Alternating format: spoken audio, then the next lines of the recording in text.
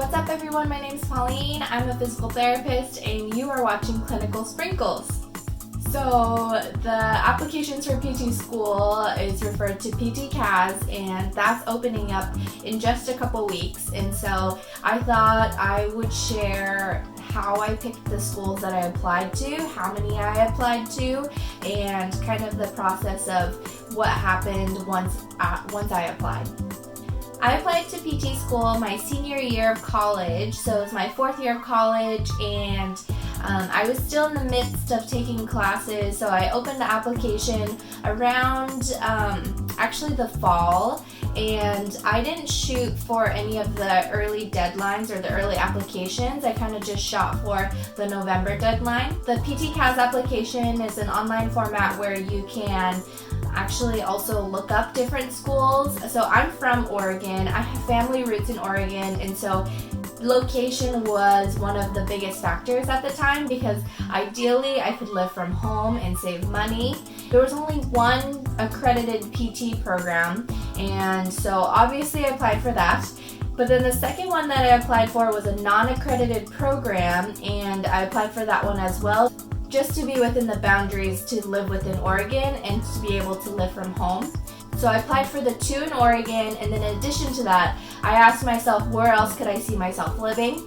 I saw myself living in California, and so I started looking into programs that within California that I would be willing to live in city-wise, and so I created a list based on that, and so I ended up applying to two schools in California. I applied for one school in Arizona because I had shadowed a PT who I really admired, and he graduated from that school and he talked very highly of it, and so I applied for that school. I applied for that school for another reason, which I'll talk about later.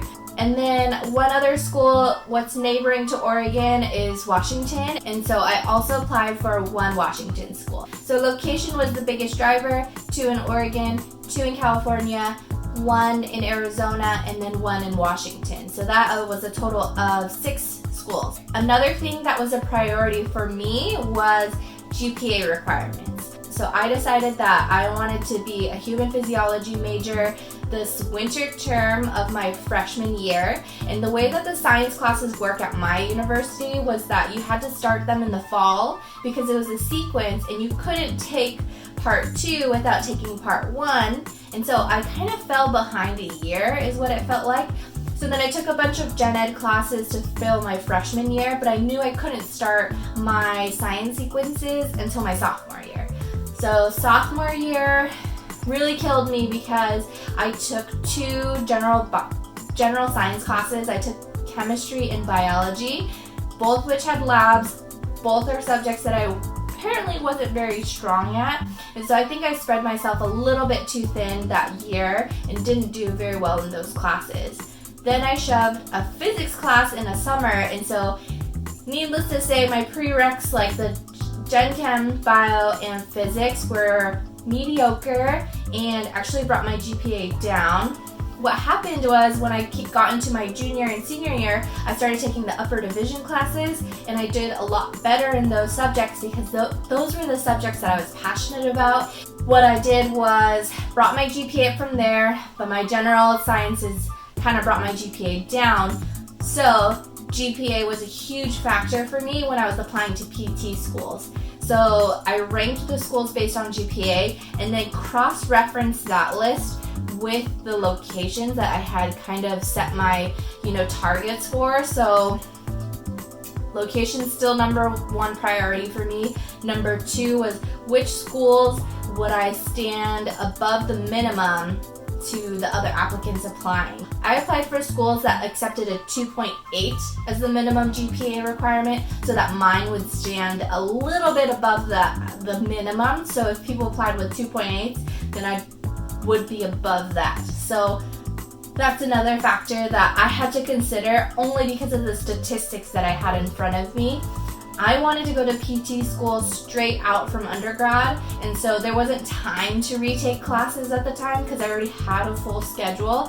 Like, my grades were what my grades were. I couldn't change it at that point. Okay, so outside of location and GPA minimum requirement, after I cross-referenced those, that narrowed down the list. And then my third factor that I really thought was important at the time was cost of school. In Oregon, the two PT schools are private anyway, so it wasn't like in-state versus out-of-state. They were both going to be expensive. Actually, the school in Arizona's tuition was a lot cheaper than even going in-state in Oregon because it was a private school. So looking at the programs when I laid them all out, that was another big factor for me, because I didn't realize it at the time, but a number is just kind of like, wow, why would I pay that much at this school if I could go to this school and pay $50,000 less? So after that I've graduated, I look back on it and I hear all the other things that PT say. Whatever PT school you go to, you're gonna get the knowledge enough to pass your boards, and whatever specialization you want to get after that, say it's manual therapy, pelvic floor, pediatrics, like any of those subspecialties, you can do your rotations in, and you learn those more specifically in depth. You can do a fellowship program, you can do a residency program. There's a lot of things that you can do after getting your degree. Your DPT program's requirement is to get you to pass the licensing board. They're going to give you all of the information so that you can graduate as a generalized PT. So you can go to work working in any setting that you want: home health, skilled nursing, outpatient ortho, pediatrics, neuro. Like, you can work at any of those settings just by graduating PT school. But when you get really into the field that you want is what happens afterwards. So then now I'm realizing after, yes, it's important what the philosophy, what the mission of the school is.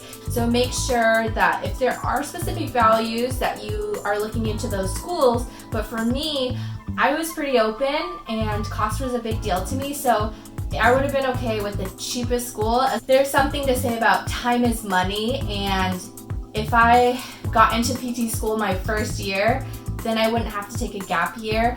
I wanted to go straight from undergrad to grad school. That was my priority, that was my plan. I wanted to stick to that. So whatever schools that I applied for, it wasn't like, oh, I'm gonna apply for that school. If I get in, I'm gonna say no. Like, you pay so much money for these applications. If you apply for this school and they give you a spot, you better be freaking ready to say yes, because otherwise, why did you spend those hundreds of dollars? Because each application, each school that you send your PTCAS to, you have to pay. Some of those schools invite you to do a supplemental application, which you have to pay. So applying to a ton of schools, if you can apply to 6, great. That's already really expensive. I had to pay for that all out of pocket, and I was working part-time while taking a bunch of classes. In a perfect world, you'd have all the money to apply to 20 schools, 10 schools, whatever. So it has to be within your budget as well as to how many schools that you're applying for. Things that were important to me may not be important to you, but there are resources on PTCAS where you can narrow down what you value to be the most important, and then cross-reference those with the other list that you have. Narrow down the schools that you want to apply to, and then do some research. See if you can connect with people from that school. There's a ton of platforms on social media. I've met with a lot of people from other PT programs that say really good things about theirs. Reach out to the people who went to those schools. Get their insight. Do they love their program? Do they just get new faculty and staff and wish that they went to a different program? Kind of get the inside scoop. Maybe there's PT forums that you can look at. Just kind of get a general sense of what that school is like. Do you see yourself living there? If there's an opportunity for a tour, take advantage of that. Some people get their tours when they get invited to an interview, and that's okay too. Getting an interview is a huge step. And so I submitted my 6 applications. I got 2 interviews that were in person, and then I got accepted into 1 school. The 1 school that I got into, I actually was waitlisted for, and I have a blog post about this on clinicalsprinkles.com. So check that out if you want to read about my waitlist story. It's pretty intense. But I got into school my first year applying. It was a tough decision based on the circumstances, but like I said, I only applied to schools that I knew I would say yes to, and so I said yes. I went to California, did my 3-year program there, and then came back to Oregon as soon as I could. Everybody's story is going to be different. I just thought I would share mine and kind of the process and my priorities on how I chose which schools to apply to, what that looked like, and what my timeline was like. So I hope that was helpful for you all. If you have any questions, you can always reach out to me on my Instagram. You can find me on there, or you can locate more information about the services that I offer. It is for pre-PT students and helping them work on their personal statement. So if you want to learn more about that, you can check out the website. Thank you all for watching another episode of Clinical Sprinkles. Please subscribe to my channel so that you don't miss out on future episodes. Feel free to reach out to me on either Instagram, YouTube, or my website.